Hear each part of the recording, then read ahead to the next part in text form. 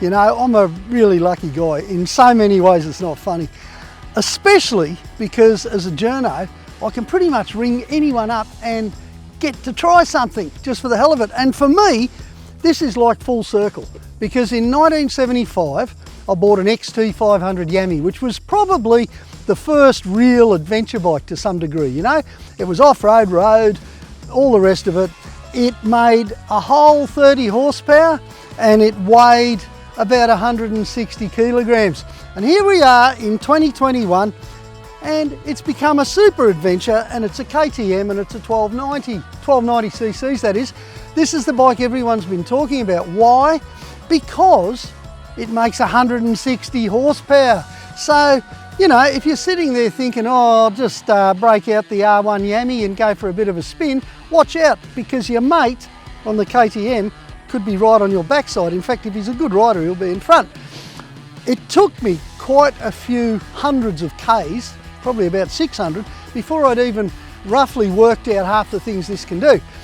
What's changed in all those years since 1975 and 2021 is that this latest generation, because this is completely different to 2 or 3 years ago already, this latest generation is electronics everywhere, okay? Now normally I don't like that. That can sort of throw an old bloke like me into a bit of a spasm. I'm looking for the C-spanner to adjust the suspension. This thing adjusts all the suspension for you.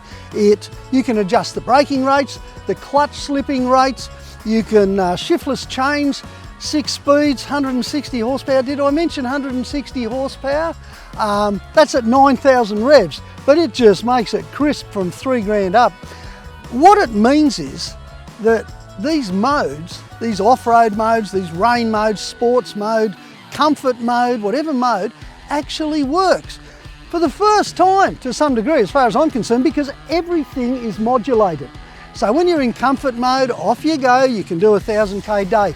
When you're in sports mode, you can race your mates at a track day somewhere and be very, very successful, because it's just got the brakes like you wouldn't believe.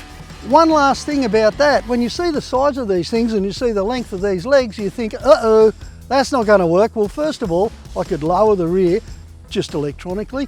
And second, there's something about the inherent balance of this bike that I can't explain that just makes it so secure at low speeds, it's not funny. Stable is the word, which means it's absolutely magic in the traffic.